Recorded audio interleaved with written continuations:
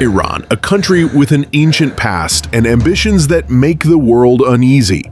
Here, beneath mountains, in deserts, and in shafts, something has been built for decades, the thing Washington and Tel Aviv fear most: nuclear weapons. But why Iran, and why now? Again, rocket strike statements and headlines saying the United States carried out strikes on Iranian sites. This story's not about war, it's about a country that wants to be untouchable, and for that, it needs a nuclear shield.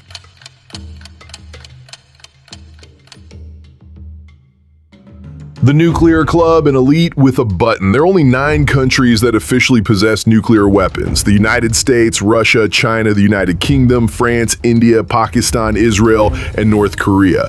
These 9 have more than weapons of mass destruction. They have status. No one touches a country with a bomb. No one dares to invade. For vulnerable regimes, a nuclear arsenal is not about attack, it is about survival.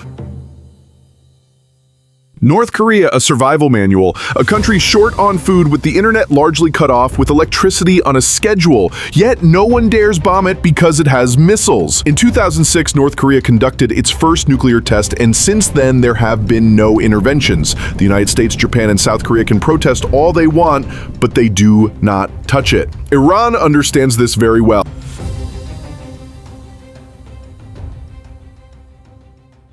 Iran ambitions under a ban. Iran is not just an Islamic republic. It is a power with a millennia-old history, economic ambitions, and regional influence. Saudi Arabia, Israel, and Turkey are all on edge. Unlike others, Iran is ringed by U.S. bases in Iraq, Kuwait, and the United Arab Emirates. For Tehran, nuclear weapons are not a tool of attack. They are a way to close the question of foreign interference for good, to be feared like North Korea. Yet Tehran always insists our program is peaceful.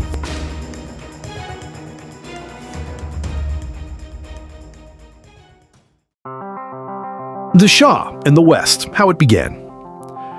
Iran's nuclear program began with U.S. support in the 1950s under the Shah, when Iran was a Washington ally. As part of Atoms for Peace, the United States supplied the first nuclear reactor to Tehran. Until the late 70s, Iran bought equipment, trained scientists, and built centers. Up to 20 reactors were planned. The goal was civilian energy, with defensive potential on the side. No one objected. 1979, the revolution and the stop lever. When the Islamic Revolution happened and Ayatollah Khomeini took power, the West tore up the agreements. Scientists left, deliveries stopped, and Iran fell into isolation. The new leadership at first even called atomic energy impious. The program was frozen, but not for long. By the late 80s, after the war with Iraq, Tehran realized it was vulnerable without technology, and the era of secrets began. Centrifuges in the mountains, the secret race of the 90s.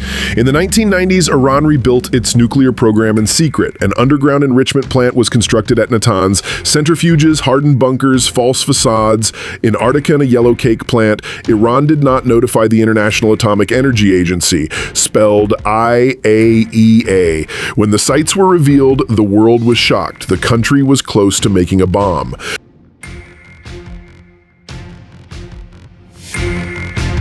Natanz, target number 1. The underground complex at Natanz became the symbol of nuclear Iran. The United States and Israel imposed sanctions and launched sabotage. In 2010, the Stuxnet virus penetrated the site and disabled hundreds of centrifuges. Explosions, diversions, fires, intelligence services were behind them, but Iran kept going. Each strike only reinforced the belief that if it had a bomb, no one would dare.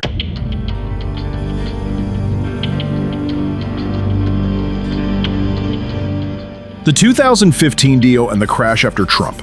In 2015, a historic agreement was signed. Iran froze parts of its program. The International Atomic Energy Agency, again, IAEA, got access and sanctions were lifted. It looked like a path to normal. But in 2018, Donald Trump walked out unilaterally, sanctions returned, the economy slumped, trust evaporated. Iran restarted the centrifuges and did not hide it.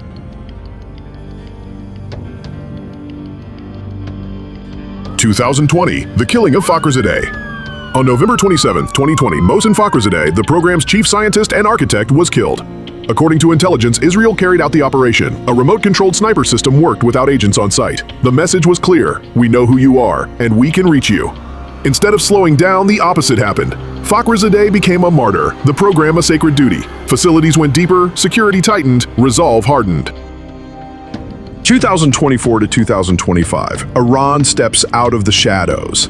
By 2025, Iran had raised enrichment above 60%, almost weapons grade.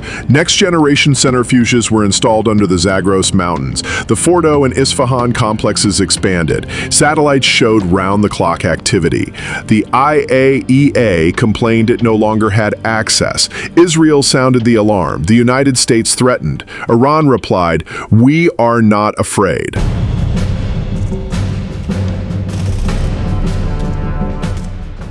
June 2025, the United States strikes. According to the New York Times and Al Jazeera, on June 15th, 2025, the United States carried out a series of strikes on Iranian sites using low observable drones. Targets included suspected facilities in Fordo, an underground hangar in Isfahan, and cargo convoys near Ardakan. Iran confirmed damage but blamed the United States and Israel together. In response, Tehran activated its air defenses and put missiles on alert. This was not just another clash, it was the first open attack on the country's nuclear infrastructure. Iran's response and the risk of war. A day after the strikes on nuclear sites, the first rockets appeared over Israel. They were launched not directly from Iran, but via allies, Hezbollah from Lebanon, and Shia groups from Syria and Iraq. The attacks came in waves, first loitering drones, then salvos. Israel activated Iron Dome, yet some rockets got through, especially around Haifa and the Golan Heights. Israel hit back at the infrastructure of Iran's partners, power stations in Syria, weapons depots in Lebanon, and command centers in Iraq. It all felt like a prologue to something bigger. Officially, there is no war, but everyone knows it has begun. Iran and Israel are not trading diplomatic notes. No one has formally declared war, yet strikes happen almost daily. Israeli intelligence releases satellite images, and Iranians display downed drones. Over the Persian Gulf, American and Israeli aircraft circle constantly. Iran's sites are under dual protection, against airstrikes and against cyber attacks. In April, there was an attempt to cripple the Fordo complex's power system. It failed. The specter of a nuclear bomb, closer than ever.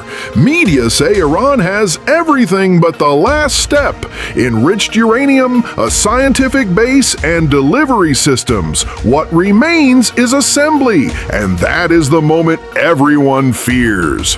If Iran announces we have a weapon, the North Korea scenario repeats, and it is too late to stop anything. Israel will not allow it. The United States is already acting. The invisible part of the conflict, the underground war. While drones and rockets fight on the surface, the real battle happens elsewhere. Human networks, cyber war, and intercepts. Since the start of the year, more than 30 people have been arrested in Iran on suspicion of working for Mossad. On Israeli territory, pro-Iranian activists have been detained. Each side hunts for information and fears the other is a step ahead. Do not discount other powers. China, Russia, and Turkey are watching closely because a major war would touch them all. The final question: does Iran already have a bomb? The answer is unknown. Officially, no. Yet everyone behaves as if it is already sitting in a bunker. Israel is ready for a preventive strike. The United States is reinforcing its presence in the region. Iran is betting on strategic patience. But this game has limits. One volley, one downed plane, one wrong order, and everything can slip into a phase with no talks, only nuclear blackmail and survival. Israel, a strategy of preventative strikes. For Israel, a nuclear Iran is not just a threat, it is existential. Since the 1980s, Israel's doctrine has been to destroy any hostile nuclear program at the development stage. That is how it was in Iraq in 1981 and in Syria in 2007. And if needed, it will be the same with Iran. Israel does not wait, it acts. Mossad conducts covert operations, drones make pinpoint strikes, and cyber war never stops. If a bomb appears, it will be too late to act. China and Turkey, observers or players? Officially, China calls for a peaceful settlement, yet Chinese intermediaries help Iran bypass sanctions, source components, and sell oil. Beijing does not want a nuclear conflict, but a weakened Iran does not suit it either.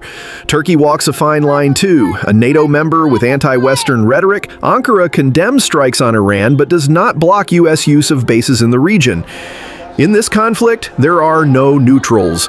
Everyone is in the shadows, and everyone is placing bets. What Iranians say, fear, pride, hatred. Tehran streets look calmer than they are, and that is deceptive. Young people fear another war. The older generation remembers the horrors of the Iran-Iraq conflict. In Iranian channels, hatred mixes with pride. We do not fear their rockets, we fear betrayal. Many believe a bomb would bring independence. Many others understand that if war starts, ordinary people will take the hit. While elites hide in bunkers, ordinary Iranians stand in fuel lines and stay silent. Why Iran wants a nuclear bomb? The plain answer. Without slogans. Not for attack, not to destroy Israel, not for religion. Iran's elite wants a guarantee, simple nuclear fear, like the United States and the Soviet Union had in the 20th century. If you touch us, we will respond.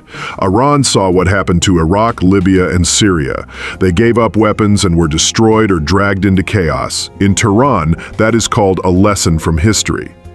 The bomb is not a tool of assault, it is armor. Even if no one says it openly, it already shapes every negotiation, sanction, and strike. It is in the air like a shadow no one can turn away from.